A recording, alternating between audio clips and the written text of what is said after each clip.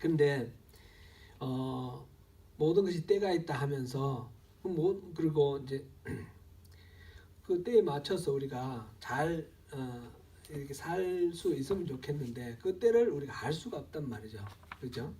그래서 그다음에 앞에서도 계속 헛되다는 얘기가 다시 여기서 이제 나오면서 수고한 것들에 대한 헛된 얘기가 나왔는데 이 모든 것들 헛되다라고 말을 하게 된 그 근본적인 원인이 어디에 있었습니까? 왜 헛되다고 그랬죠? 죽음 때문에 그렇습니다. 죽음 때문에. 열심히 수고하고 노력해도 죽어버리면 자기가 다 누리지도 못하고 그냥 빈손으로 갈 거 아닙니까? 그죠? 또 지혜로운 사람도 죽어버리면 우매한 자가 죽는 거나 지혜로운 자가 죽는 거나 마찬가지라는 거죠. 그래서 이 죽음 앞에 참 우리가 무력한 우리 자신들을 돌아보면서 참 절망을 하는데 하나님은 왜 우리에게 이렇게 모든 것 헛되다고 그러고 이 죽음 앞에 맥없이 쓰러지게 만들어 놓으셨는가? 따져보니까 하나님께서도 뭔가 이 의도가 있는 것 같았어요.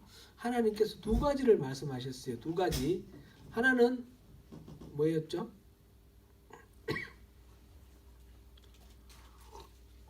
잊어버리셨죠? 하나는 영원을 사모하는 마음을 주시려고.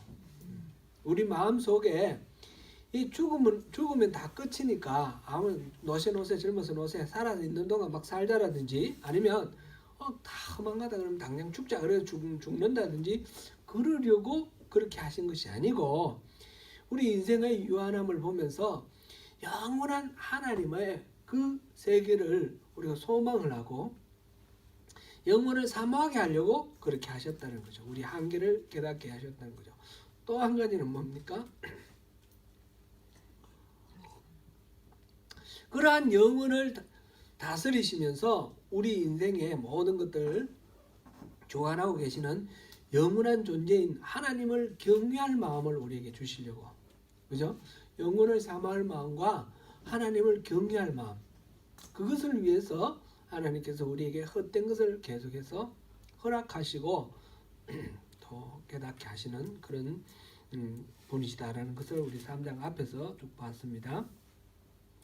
그러면서 계속해서 부조리한 걸 얘기를 하시면서 재판하는 곳에도 악이 있고 정의가 마땅히 있어야 할 그곳에도 악이 있는 거 이걸 보면서 좌절하게 되고 억울해서 막 못 참게 되는데 근데 그 억울한 가운데서 우리가 알게 되는 것은 바로 하나님이 심판하신다는 거예요. 우리는 그 억울함을 어떻게 할 수가 없을지라도 하나님이 심판하신다. 그러니까 억울함을 내려놓고 심판은 하나님께 맡기고 우리는 우리에게 주어진 분복을 누리자. 그래서 자기의 일에 즐거워하는 것이 즐거워하는 것보다 더 나은 것이 없다. 이렇게 말씀하셨어요. 그런데 그런 심판하는 것이 하나님께 있고 앞에서 하나님을 경외함에 대해서 우리가 배웠잖아요. 그 하나님의 존재를 아는 것이 우리가 이 삶의 모든 부조리를 이길 수 있는 방법인데 그렇지 않고 그냥 하나님에 대한 영원한 하나님에 대한 소망도 없고 이런 식으로 그냥 왜 이렇게 부조리하냐 뭐 이렇게만 생각하고 있는 사람은 짐승이나 마찬가지다. 그런 이야기가 앞에 나왔습니다. 하나님은 사람과 짐승은 똑같이 흙으로 만들어졌는데 죽으면 다 흙으로 돌아가는데 사람의 영은 하늘로 올라가고 짐승의 영은 땅으로 간다 그랬어요. 하늘 저 위에 어디 뭐 안드로메다 이런 데가 아니라 그랬죠. 어떤 공간적 개념이 아니고 하나님이 계신 곳, 하나님이 통치하시는 곳, 그곳으로 우리가 가서 하나님과 우리가 하나가 되는 그 사람들은 바로 구원받은 사람들이죠. 하나님을 알고 구원받은 백성들은 죽으면 하나님과 함께하는 그런 세상으로 가는데 그것을 부인하는 사람들은 결국 짐승들처럼 쓰러지는 그런 존재다. 그게 우리 3장 마지막 부분에서 본 부분입니다. 계속해서 4장에서는 네 가지 부조리한 일이 지금 나옵니다. 하나하나 살펴보려고 그랬는데 저도 좀 눌리는 것 같아요. 눌리는 것 같아서 좀 진행할 때는 좀 진행하자. 그리고 그러려고 제가 한꺼번에 4개를 다 다루려고 합니다. 오늘 보니까 첫째 1절부터 3절까지는 학대, 이 세상에 학대가 있다는 거, 학대. 그 다음에 4절부터 6절까지는 막 수고하고 하는데 시기심이 있다는 거, 시기심. 다른 말로 경쟁심. 그래서 너무너무 고달프다. 7절부터 12절까지는 끝없는 인간의 탐욕이 있다라는 겁니다. 인간의 탐욕. 그 다음에 13절부터 16절까지는 가난한 소년과 왕을 이렇게 대비를 시켰는데 이 젊음의 한계, 그거를 또 얘기를 했습니다. 지혜의 한계라 그럴까요? 뭐 그렇게 말을 해도 좋겠습니다. 그래서 5장 1절부터 9절 사이에서는 그러한 모든 문제들을 해결할 수 있는 돌파구는 하나밖에 없다. 그거는 경외합니다. 하나님을 경외합니다. 하나님을 경외하는 데 있어서는 다른 뭐 제사라든지 뭐 이런 것이 아니라 하나님 말씀을 듣고 순종하는 것이다. 그게 지금 5장 1절부터 9절까지의 말씀입니다. 오늘 이 설교 그러면 다 했습니다. 이제 내려가도 되겠죠? 되겠지만 그래도 여러분들 오셨는데 금방 가기도 그렇고 하니까 이 설교를 성경을 읽으면서 혹시 우리가 그냥 읽었을 때 이게 캐치가 안 되는 부분도 한번 보고 그러면서 은혜를 나누도록 하겠습니다. 1절부터 4장 1절부터 3절까지는 학대가 있다 그랬습니다. 내가 다시 해 아래서 행하는 모든 학대를 살펴보았노라. 학대는 참 여러 가지가 있죠. 우리 성경에만 봐도 출애굽기 그 보면 이스라엘 백성들이 이집트의 노예로 살아가는 그런 삶의 그 고달픈 삶. 그는 근본적으로 그 이집트의 통치 세력이 이 이스라엘 사람들을 학대하기 때문에 이루어지는 일들이죠. 노예로 부려먹고 그다음에 국고성을 샀는데 강제노동 시키고 그런 것들. 그는 이 출애굽 이전에 애굽에서만 있었던 이야기가 아니고 이스라엘의 가나안 땅에 들어오고 나서도 계속해서 이방 민족들의 학대가 있습니다. 사사기에 보면 전부 그런 이야기 아닙니까? 그래서 하나님께서 그 때마다 구출을 해주시고 해방시켜 주시고 하는데 나중에 이제 이방 민족들을 다 물리치고 이스라엘 사람들 중에 왕을 세웠어요. 그러면 이제 괜찮아져야 될 거 아닙니까? 학대가 없어져야 될 거 아닙니까? 그런데 여전히 학대가 있는 거죠. 왕과 위정자들은 또 학대를 일삼으면서 자기들의 욕망대로 백성들을 부려먹고 이제 이 성경에 나오는 이 이야기들은 오늘날도 여전히 그렇습니다. 오늘날도 여전히 한 가지 제가 여러 가지 이야기들이 많이 있겠지만 구구절절 우리가 뭐 학대에 대한 이야기는 무진장 많죠. 그 탈북한 사람들의 이야기를 봐도 그렇고 뭐 북한에서 선교하던 임현수 목사님의 이야기를 봐도 그렇고 그 북한에는 지금 너무너무 인권이 유린되고 학대가 있어요. 그죠? 근데 그 학대를 어떻게 해결해야 되느냐. 남한의 정부 지금 문재인 정부는 인권을 소중히 여기는 인권 변호사 문재인 대통령이 지금 대통령이 됐는데 북한의 그 인권 문제는 언급을 못합니다. 어떻게 하는 게 지혜로울까? 그 북한에다가 그 인권 문제 해결하라. 뭐 강제노동 폐지, 강제 수용소 폐지하라 이러면 남북 대화가 되겠습니까? 남북 대화가 안 된단 말이죠. 남북 대화를 어떻게든 해서 그쪽에서 사회가 좀 밝아지면 그런 것이 없어지지 않겠냐 해서 지금은 침묵하고 있는데 침묵하는 것이 옳은지 그것도 모르겠어요. 그 북쪽에만 그런 게 아니라 남쪽에도 수많은 억압들이 있고 박해들이 있는데 다른 건 놔두고 제가 세월호 사건이 생각할 때마다 너무너무 이렇게 울컥울컥 하는 그런 마음이 듭니다. 그 학생들이 수학여행 가는 그런 유람선이었어요. 학생들이 뭐 400 몇 명 탔고 그 다음에 일반인 승객들도 있고 그랬는데 죽은 사람이 한 300명 되죠. 그렇게 됐어요. 큰 사건입니다. 우리나라에 뭐 대형 사고들이 많이 있었지만 삼풍 아파트, 삼풍 백화점 무너졌을 때 한 500명 정도 죽었고 이런 식의 대형 사건들이 별로 없어요. 이 세월호 사건이 세 번째라고 그러더라고요. 그런데 이 세월호 사건 그날이 아마 수요일이었던 것 같아요. 제가 그때 예배 드리고 그다음 뉴스 보고 새벽 기도하고 이런 상황이 제가 기억이 나는데 그 배가 그 큰 배가 그냥 깔아앉는데 아이들은 맥없이 그냥 죽었어요. 그걸 탈출하려고 시도를 하면 얼마든지 탈출할 수도 있는데 가만히 있으라 그러고 그래 애들은 자기들 움직이면 배가 더 빨리 넘어갈까 봐 싶어서 지키려고 가만히 있다가 선원들은 다 탈출해버리고 배와 함께 참 이렇게 많은 사람들이 희생이 됐는데 그걸 가지고 막 그냥 밖에서 얘기하는 것들이 너무 참 참혹한 그런 얘기들이 많습니다. 저는 이 중에서 이 사고에 대해서 얘기하고 싶은 게 아니라 그 사고를 당한 희생자들의 유가족들이 겪는 그 학대에 대해서 한번 생각해 보려고 합니다. 그들이 자식이 죽었는데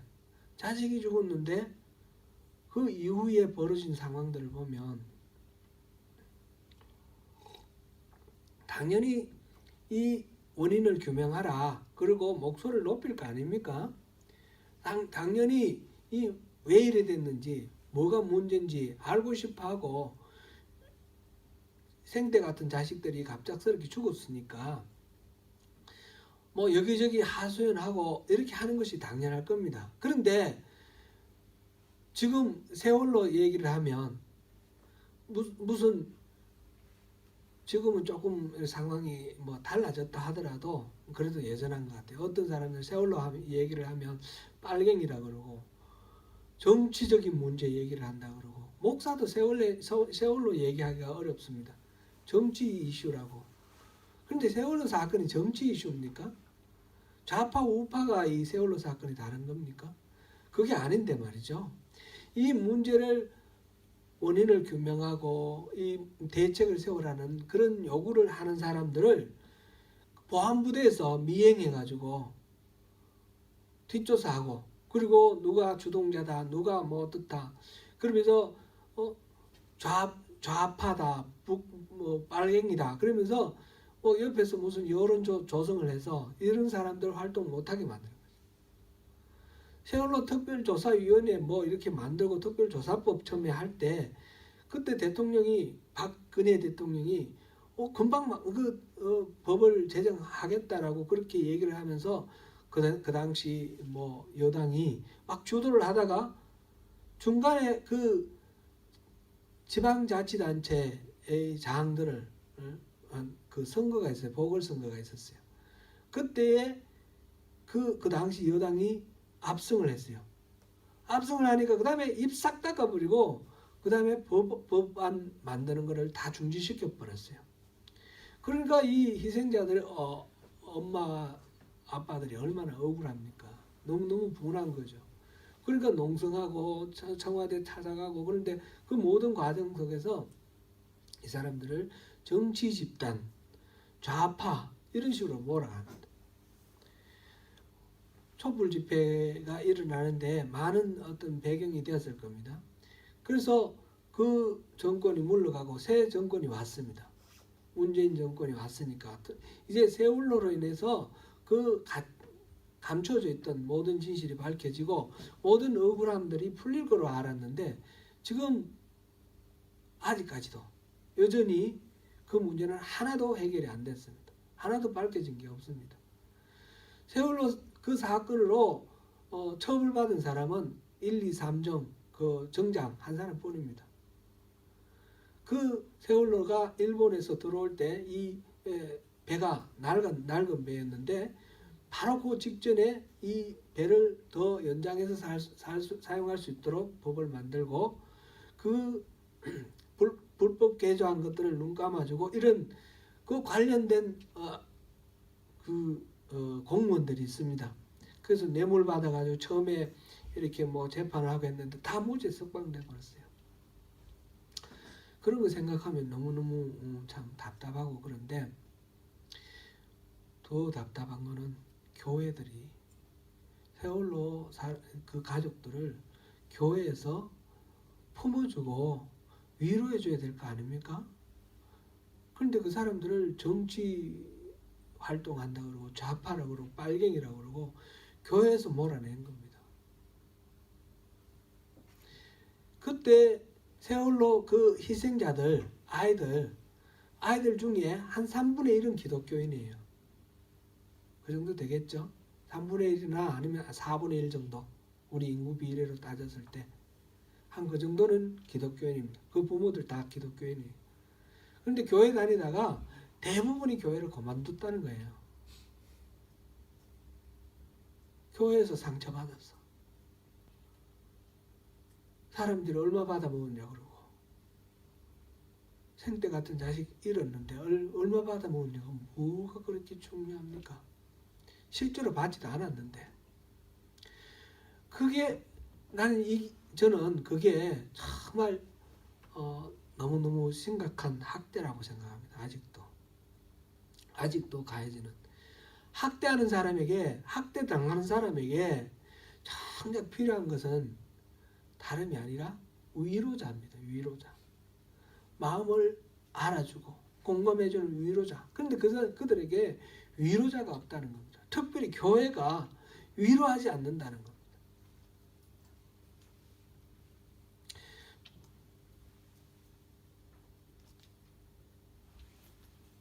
그러니까 이 전도자는 그 학대받는 사람들의 이 상황을 나는 아직 살아있는 산자들보다 죽은 지 오랜 죽은 자들이 더 복되다 하였다. 살아있는 것보다 죽은 게 더 낫다고 그래요. 또 이 둘보다도 아직 출생하지 아니하여 해 아래에서 행하는 악한 일을 보지 못한 자가 더 복되다 하였다. 차라리 안 태어나는 게 낫지. 그죠? 그렇게 지금 이야기를 하고 있습니다. 요즘 새벽기도 때 누가복음 보죠. 오늘 본문인가요? 누가복음 잠깐 한번 찾아볼게요. 누가복음 22장.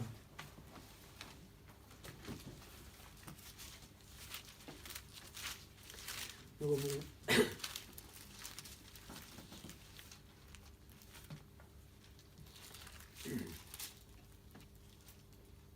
누가복음 22장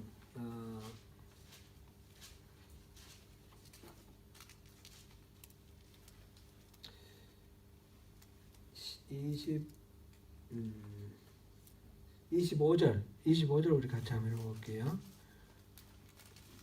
예수께서 이르시되 이방인의 임금들은 그들을 주관하며 그 집권자들은 은인이라 칭함을 받으나. 지금 이제 누가 크냐 하는 그런 자리 다툼하고 있는 제자들에게 하나님께서 예수님께서 하신 말씀인데 세상의 통치자들은 이런 사람들이라는 거죠. 세상의 통치자들은 이방인의 임금들은 그들을 주관하며 그리고 그 집권자들은 은인이라 칭함을 받으나. 자기들이 은인이다라고 생각을 하고 그렇게 불림을 받는다는 거예요. 통치자들이, 권력 가진 사람들이. 은인이라는 말은 benefactor, 은혜를 베푸는 사람이에요. 자기들이 높은 자리에 앉아서 백성들에게 나는 은혜 베푸는 사람이다. 내가 아니면 누가 이 어려운 일을 해? 그러면서 은혜를 베푸는 사람이라고 생각하는데 실질적으로는 어떻습니까? 군림하고 착취하면서 백성들의 고혈을 짜는 사람들이에요. 예수님께서 지금 말씀하시는 것은 그렇게 군림하고 착취하고 통치하는 그런 자리에 가지 말고 섬기는 자의 자리에 가라. 예수님께서 마지막 최후의 만찬 때 요한복음에서는 발 씻어주는 그런 장면이 나오죠. 발 씻어주시면서 이 발 씻는 것은 종이 하는 일입니다. 그래서 선생님이시고 주님이신 예수님께서 발을 씻어주시면서 내가 본을 보였으니 여러분들도 그렇게 하시오. 이렇게 말씀하셨어요. 그리스도인들, 우리는 그렇게 섬기는 자가 되어야 됩니다. 군림하고 자기를 통해서 많은 사람들이 은혜 받는다 그러면서 자기가 높아지고 자기가 이렇게 주목받고 이런 자리에 가려고 하지 말고 모르는 그 자리에서 섬기는 그런 역할들을 하라. 지금 그런 겁니다.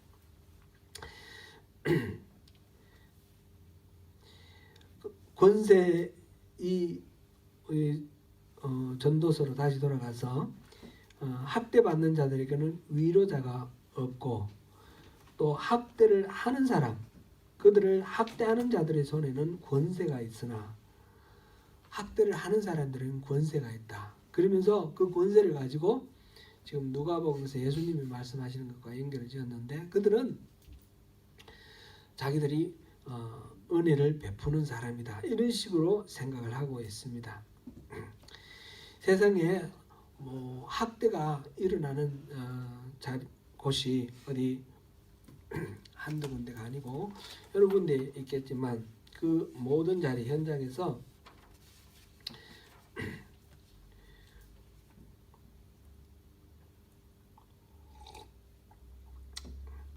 이것만 이렇게 보면 정말 절망입니다.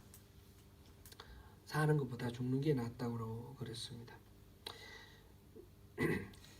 제가 또 한 가지 더 생각났는데 세월호 관련해서 한 가지 더 생각났는데 그때 민간인 잠수부들이 가서 막 구조 활동했잖아요. 막 구조 활동했는데 잠수부 한 명이 죽었어요. 죽었는데 그 구조 활동하던 그 자원봉사 간 그 잠수부 중에 제일 나이 많은 사람 그리고 이분들은 주로 이제 UDT 군인 UDT 출신인데 그 중에 이제 고참 공우영이라는 분이 있었는데 그분이 구속됐어요. 자원봉사해 가지고 자기들끼리 이렇게 했는데 공우영이 책임자로 잡혀가지고 구속됐어요.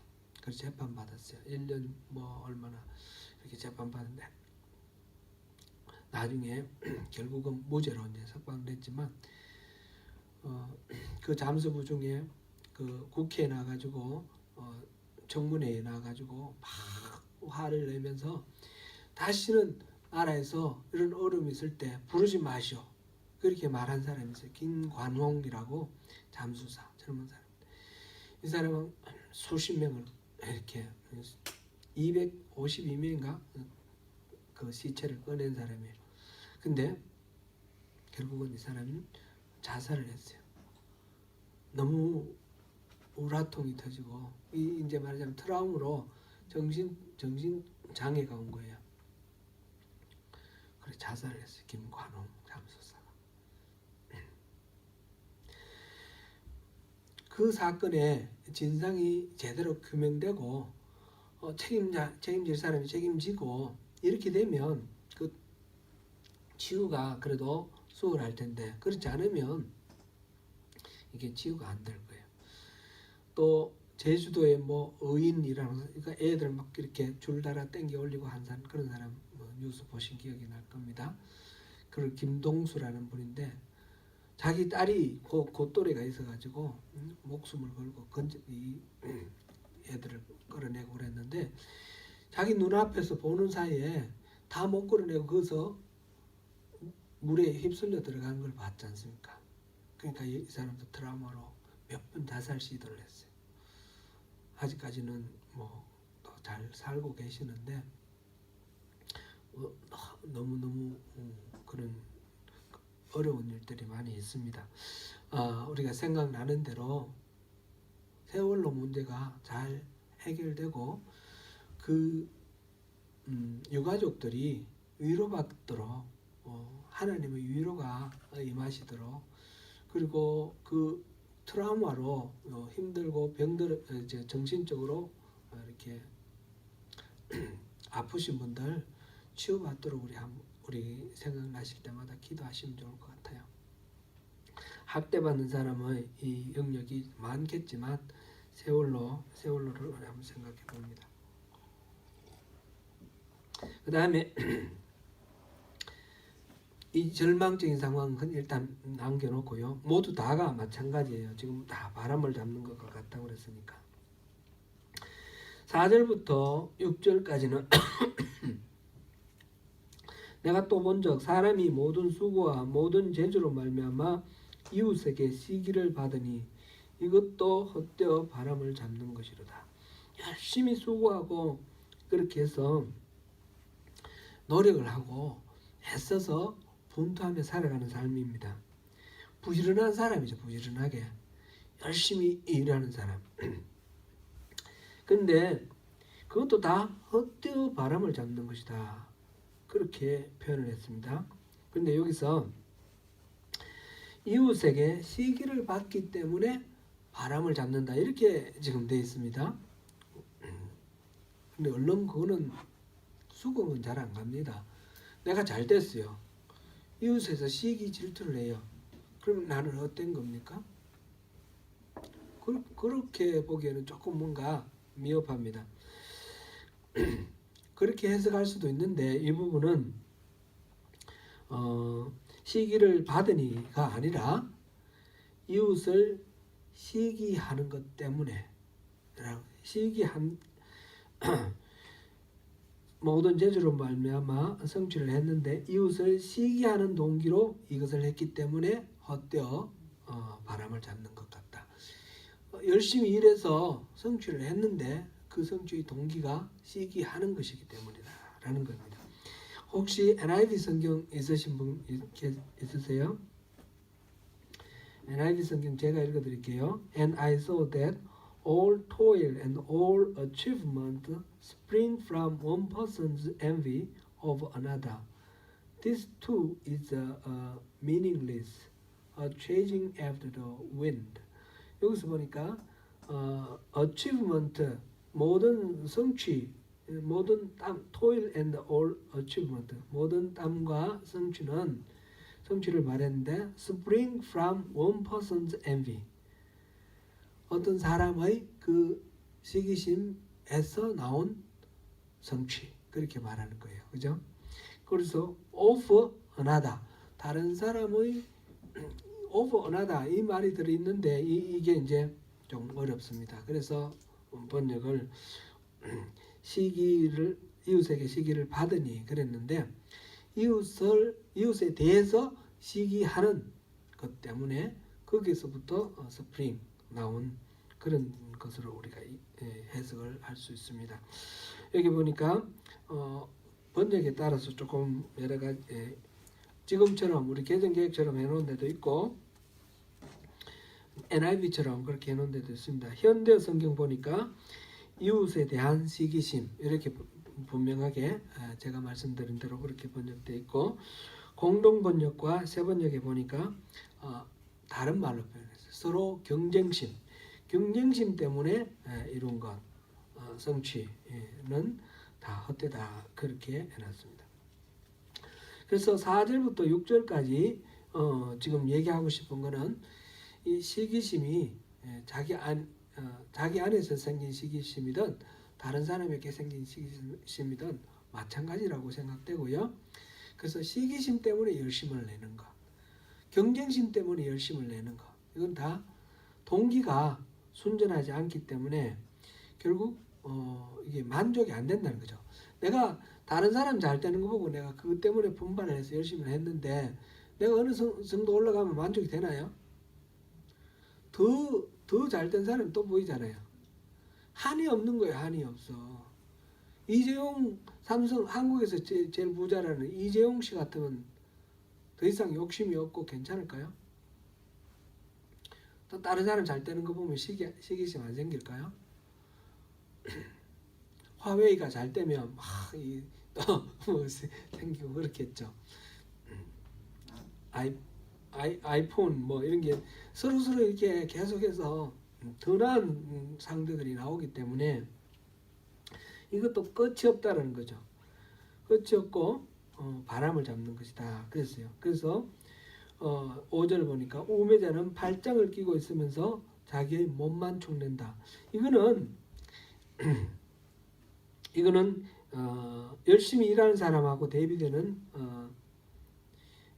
게으름뱅이를 얘기를 합니다.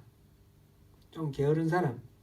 무조건 이렇게 그렇다고 해서 경쟁하고 열심히 땀 흘리는 게 가치 없다고 해서 가만히 있는 거를 또 참여하느냐, 그런 건 아니에요. 우매자는 팔짱을 끼고 있으면서 자기 몸만 축낸다. 가만히 있으면 뭐 되는 건 아니니까 그렇게 표현을 했고요. 두 손에 가득하고 수고하며 바람을 잡는 것보다 한 손에만 가득하고 평온함이 더 나으니라. 적당하게 만족할 줄 알아라, 그런 얘기죠.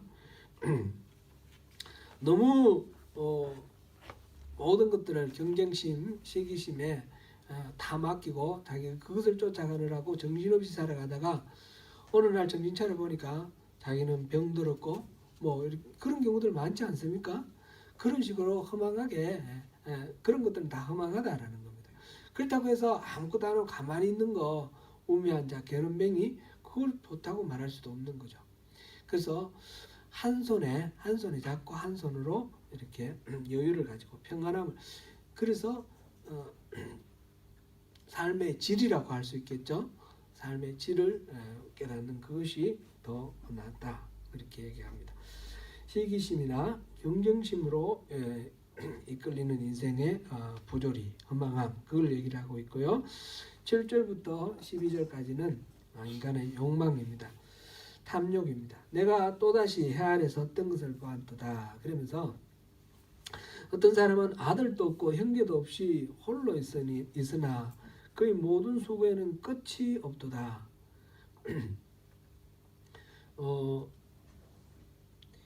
또 비록 그의 눈은 부유를 족하게 여기지 아니하면서 이르기를 내가 누구를 위하여는 이같이 수고하고 나를 위하여는 행복을 누리지 못하게 하는가 하여도 이것도 헛되어 불행한 노고로다.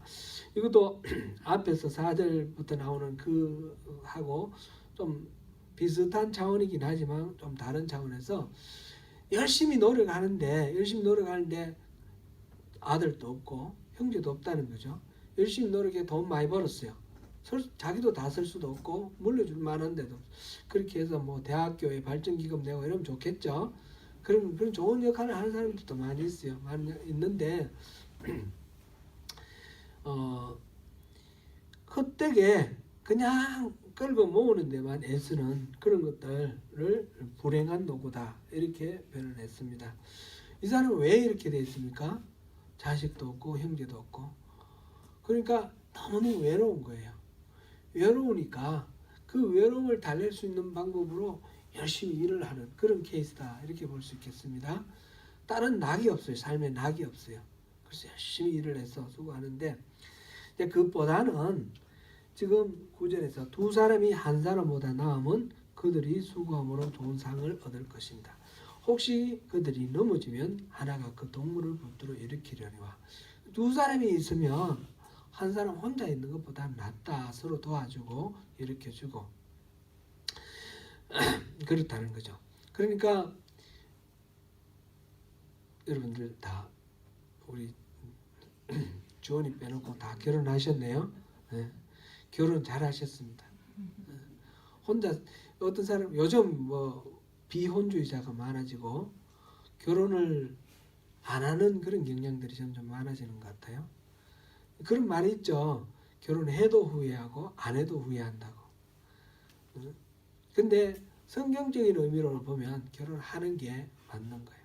혼자 있으면 넘어져도 일으켜 줄 사람이 없습니다. 결혼을 해서 같이 서로를 부둥켜 안고 서로 일으켜주고 세워주고 그런 역할을 하는 것이 부부의 의미죠. 하나님께서 아담에게 하와를 돕는 배필로 이렇게 주셨잖아요. 돕는 배필이라는 말은 종속적이다 그런 뜻은 아닙니다. 돕는다라는 말은 강한 자가 약한 자를 돕습니까? 약한 자가 강한 자를 돕습니까? 강한 자가 돈 많은 사람이 돈 좀 없는 사람 도와줄 수 있죠. 그런데 사장이 비스를 돕습니까? 비스가 사장을 돕습니까? 비스가 사장을 돕죠. 그러면 제가 다시 여쭤볼게요. 강한 자가 약한 자를 돕습니까? 약한 자가 강한 자를 돕습니까? 서로 돕습니다. 서로 돕습니다. 강한 자는 약한 자를 돕고 약한 자는 강한 자를 돕는 겁니다. 그럼 돕는 배필로 이렇게 아담에게 하와를 주셨다니까 사람들이 잘못된 왜곡된 생각을 하는데 여자들은 남자에게 종속되는 거다. 남자의 필요를 채우기 위해서 여자가 돕는 배필로 주어졌다. 이런 식으로 생각하는데 그거 아닙니다. 제가 경험적으로 보니까요. 남자들은 다 좀 모자라요. 그래서 여자들이 있어야지 돼요. 여자들이 도와줘야 돼요. 저를 보면 잘 알겠습니다. 안 도와주면 이 판단도 미숙하고 뭐 여러 가지로 이루 다 말씀을 못 드리겠습니다. 그런 식이라는 거죠. 여자들이 부부가 아내가 남편을 돕는 것이고 그리고 남편은 아내를 또 돕는 거죠. 그리고 서로 상대가 있음으로 인해서 자기가 건강하게 세워지는 것. 혹시 좀 서로 좀 불만이 많고 싸우고 그러셨으면 다시 한번 점검을 해보십시오. 이 사람 없었으면 이런 걸 한번 생각해 보시고 서로를 위해서 그걸 또 잘못 이해를 하면 나를 위해서 네가 있는 거야 이런 식으로 하면 이거는 이제 해결이 안 돼요. 당신을 위해서 내가 있어. 그러면서 이렇게 서로가 이바지를 하면서 살아가는 거죠. 두 사람이 있으면 한 사람이 있는 것보다 더 좋다 그랬고 그 다음에는 한 사람이면 패하겠거니와 두 사람이면 맞설 수 있나니 그랬어요. 그리고 세 겹줄은 쉽게 끊어지지 아니하느니라. 밧줄은 시골에서 우리가 이 밧줄을 많이 이렇게 꼬아봤는데 새끼는 이렇게 두 겹으로 이렇게 꼬지만 보통 더 강한 그걸 소 이렇게 뭐 이렇게 뭐라 그러죠 그거를 멍에를 메고 이렇게 하는 거 좀 힘이 센 줄을 할 때는 세 겹줄을 해요. 세 겹줄에서 굵게 하고 또 튼튼하게 하고. 기도를 이야기할 때 세 겹줄 이야기를 많이 하죠. 세 겹줄 기도 그런 말 들어보셨습니까? 혼자 하는 것보다 세 사람이 기도하는 거죠. 세 사람. 그럼 서로 더 힘이 되고 도움이 된다라는 것이죠. 그래서 서로 이렇게 엮여서 공동체 왜 하나님께서 신앙생활을 하는데 교회에 소속하게 하셨냐 말이죠. 지금 며칠 전에도 어떤 분을 만났는데 한국교회 한인교회는 못 가신대요. 그래서 키교회 가신대요. 키교회는 간단해요. 가서 예배 드리고 나오면 돼요. 뭐 이렇게 모임에 가도 깊이 관여를 안 하고 관여시켜 주지도 않아요. 그러니까 편해요. 왔다 갔다 하기가 편한데 대체적으로 전부 다 그렇다고 말할 수는 없고 대체적으로. 근데 한인교회 오면 그렇게 할 수가 없잖아요. 자꾸 이렇게 묶이고 얽히고 그러니까 그냥 왔다 갔다 하기가 어려우니까 한인교회는 좀 힘들고 버거운 것 같이 그렇게 여겨져요. 근데 하나님께서 우리에게 교회를 주실 때에 그 교회 주신 교회는 예수 믿는 사람들 모두 다 교회라 그랬죠. 부르심을 받은 사람들의 모임. 이걸 우주적 교회 그랬어요. 추상적인 우주적 교회. 근데 구체적으로 모여서 함께 예배드리고 함께 교제하면서 함께 활동하는 이 교회 로컬 처치 지역 교회 성경에 나오는 이 신약 성경에 나오는 교회에 관한 이야기들은 대부분 로컬 처치 이야기입니다. 우주적 교회, 추상적인 교회 그거로 가지고는 하나님께서 우리에게 주신 그 교회의 목적을 달성할 수가 없는 거예요.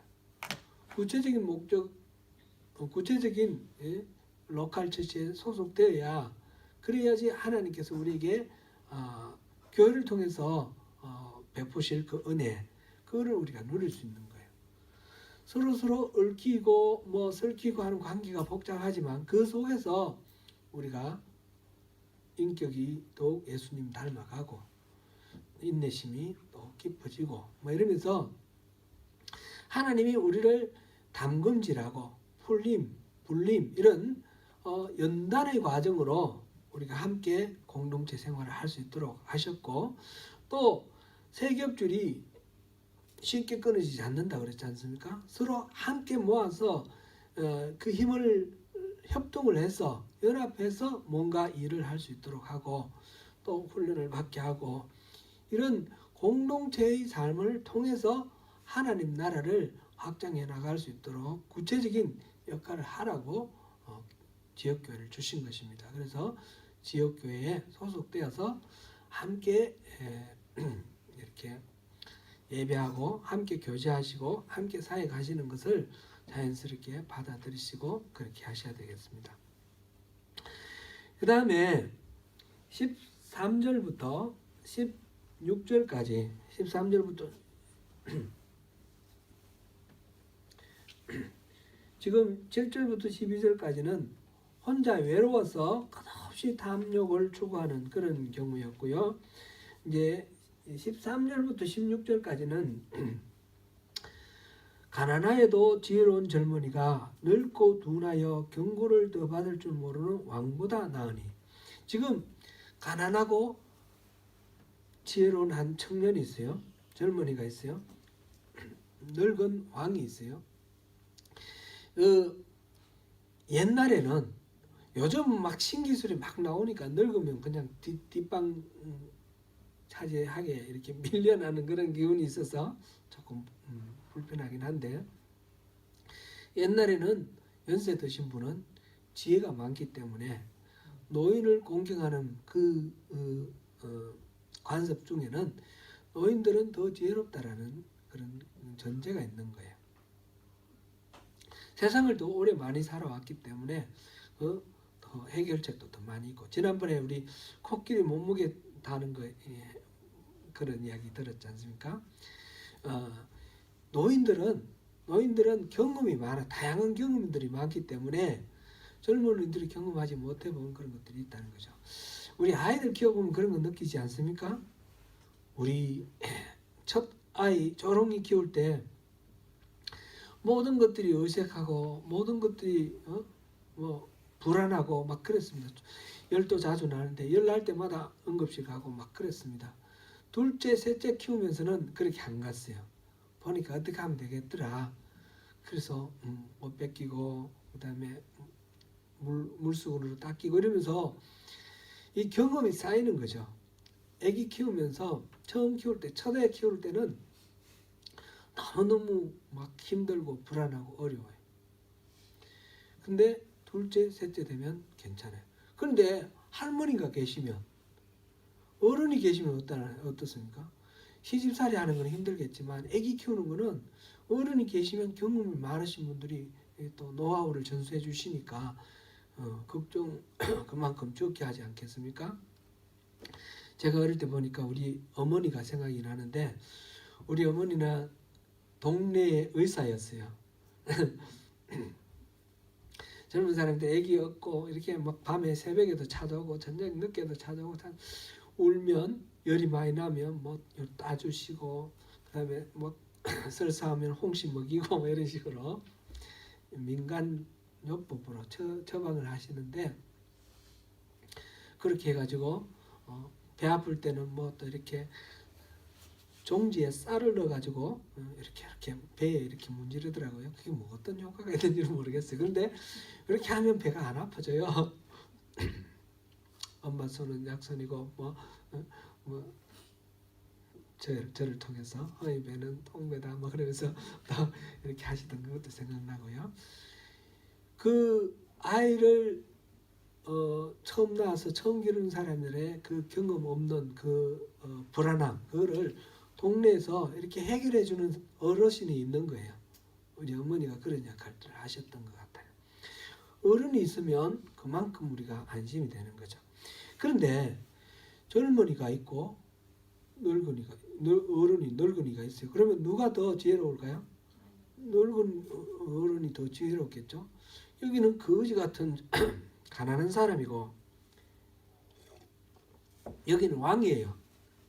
그러면 누가 더 뭐 나을 것 같아요? 이 늙은 왕이 훨씬 낫겠죠. 사회적으로 객관적으로 봤을 때는 늙은 왕이 훨씬 나아요. 근데 젊은 이 젊은이를 가난한 젊은이를 지혜 있는 젊은이라고 그랬고, 이 늙은 사람은 늙고 둔한 왕이라고 그랬어요. 남 얘기 듣지 않는 그런 왕이라고 그랬어요. 근데 당장은 힘의 관계가 이 사람이 더 강하니까 이 젊은이가 감옥에서 나와 왕이 되었다. 그래서 감옥에 갔어요. 맞으면 왕의 마음에 들지 않아가지고 감옥에 들어갔어요. 그러니까 객관적으로 봤을 때 이 사람이 절대적인 우위에 있지만 결과적으로 어떻게 됐습니까? 이 감옥에 나온 이 사람이 대를 이어서 왕이 되었습니다. 이 사람은 늙었으니까 죽고, 그죠? 그래 이 사람은 젊고 지혜롭고 또 감옥까지 갔다 온 그런 고초를 겪으면서 삶에 대해서 여러 가지로 성찰한 그런 젊은 왕이었어요. 그럼 이 사람은 잘해야 되겠죠. 잘하겠죠. 지혜롭기도 하고 나라가 태평성대 되겠죠. 근데 그게 아니라는 거죠. 그의 치리를 16절 그의 치리를 받는 모든 백성들이 무수하였을지라도 후에 오는 자들은 그를 기뻐하지 아니하리니. 그 이 젊은 사람이 왕이 돼가지고 많은 사람들을 다스렸는데 후에 오는 사람들, 이 사람이 점점 늙어지고 늙은이가 되었을 때 그 다음 세대에 오는 사람들이 이를 기뻐하지 않는다는 거예요. 왜 그럴까요?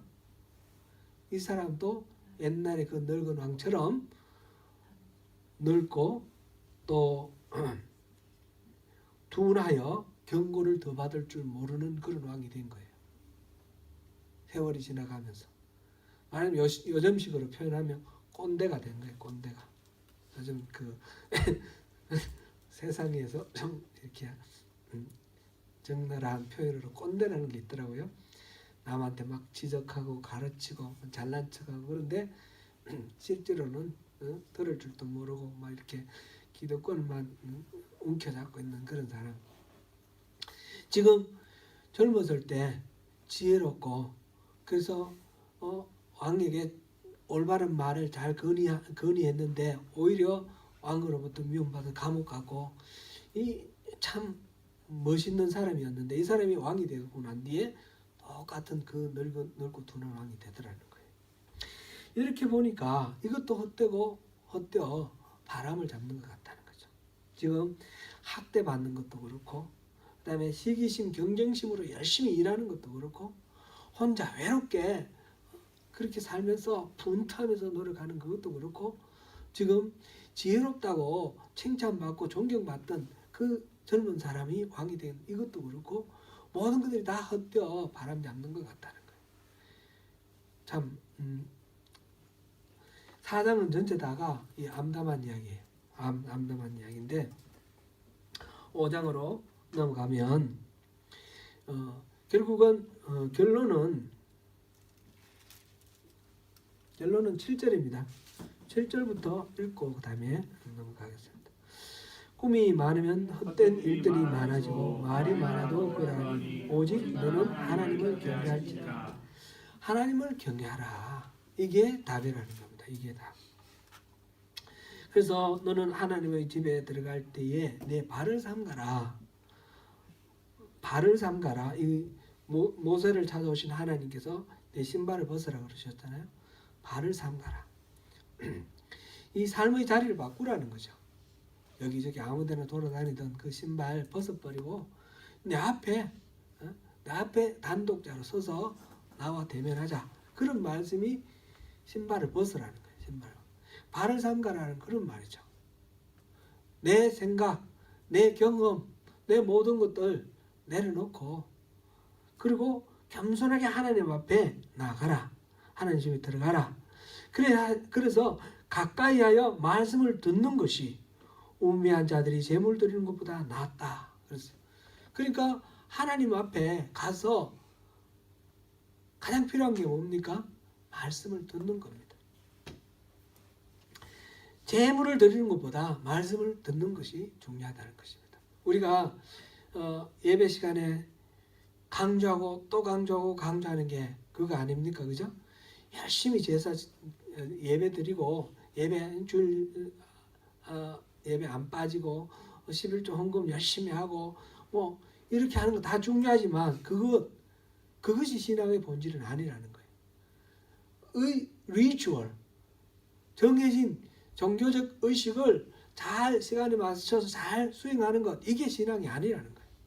이거는 바른 신앙을 위한 하나의 수단과 방법에 지나지 않는 거예요. 신앙의 본질은 뭐예요? 하나님을 가까이 하는 거예요. 하나님과 친밀한 교제를 하는 거예요. 하나님이 어떤 분이신지 알고 하나님을 사랑하는 거예요.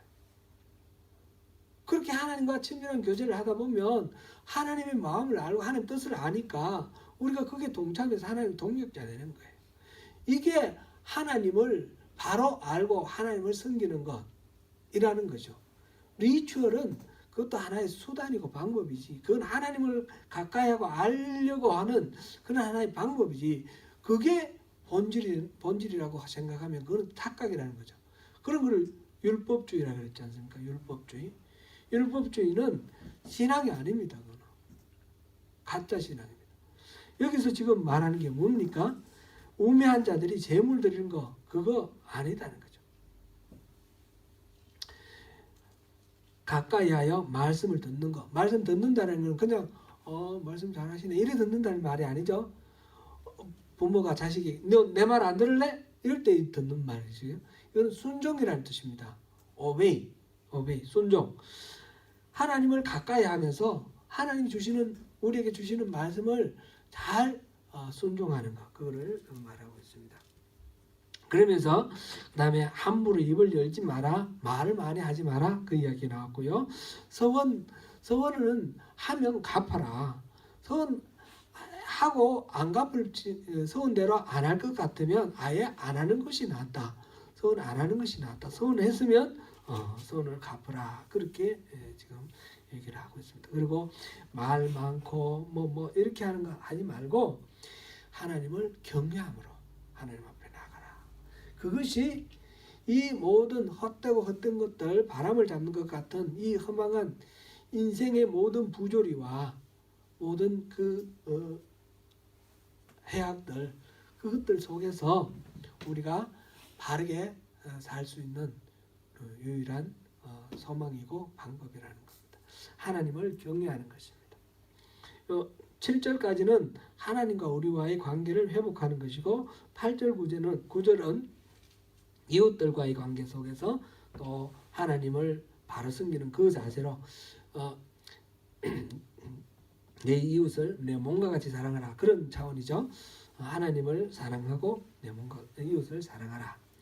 지금 보니까 어느 지방에서든지 빈민을 학대하는 것과 정의와 공의를 짓밟는 것을 볼지라도 그것을 이상히 여기지 말라. 인간의 악의 평범성 지난번에 얘기했는데 인간의 죄성은 그렇다라는 거 당연하다.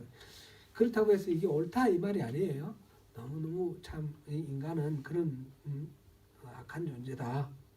높은 자는 더 높은 자가 감찰하고 또 그들보다 더 높은 자들도 있습니다. 그 최고의 높은 자들 뭐 예를 들면 대통령이 더 위에 높은 자 없습니까? 지금 이 성경 얘기는 뭘 얘기하는 것 같습니까? 그 위에 하나님 계시다는 거예요. 하나님 계시는 것을 잊어버리지 말고 모든 일들에 더 높은 자가 있으니까 그 앞에 순복하라. 땅의 소산물은 모든 사람을 위하여 있나니 왕도 밭의 소산을 받느니라. 누군가가 독점해서는 안 되고 이 재물을 이렇게 막 최근 지금 전 세계적으로 전 세계적으로 너무너무 심각한 문제가 이른바 양극화, 부의 편중 문제입니다. 우리 어릴 때의 빈부격차하고 상상을 초월하죠. 그 수천억 배는 더 벌어집니다. 이렇게 된 이 빈부의 격차, 이 문제, 영화 기생충 같은 경우가 그거를 표현한 거잖아요. 그걸 표현한 그런 건데, 이건 온 세계가 지금 고민하고 있는 문제예요. 이 문제인데 이제 주님이 주시는 말씀은 이 모두 다를 위해서 이 재화를 주셨고 땅도 주셨어요. 땅도 몇 사람이 이렇게 독점하는 것은 하나님 뜻이 아니에요. 이 땅 모두 다 하나님의 땅이니까 모든 백성들이 고루고루 이용할 수 있도록 해야 되는 것이 이거죠. 이 부분에 대해서는 또 계속해서 나오니까 또 말씀 계속해서 보기로 하고요. 그래서 이웃들과의 관계 이것도 회복하고 하나님과의 관계도 회복하는 것, 그 중심에는 하나님을 경외하는 것이 있습니다. 하나님을 경외하는 것만이 바람을 잡는 것과 같은 이 세상의 모든 인생의 부조리, 허망함, 이것을 이길 수 있는 유일한 방법이다 하는 것입니다. 이 말씀 또 묵상하시면서 우리 삶 속에서 각각 여러 가지들 지금 나온 것 중에 내가 학대 받는 것만 생각할 것이 아니라 나로 인하여 고통하는 이웃을 생각. 내가 학대를 의도하지 않더라도 학대한 게 있을 것이고, 내가 시기하고 내가 탐욕에 빠져 있으며 내가 꼰대질하는 거 없는가, 이런 걸 생각하면서 주님 안에서 우리가 겸손하게 나아가서 주님과 친밀해지면서 더욱 주님 마음을 알고 승리하시는 저와 여러분 되시기를 축원합니다.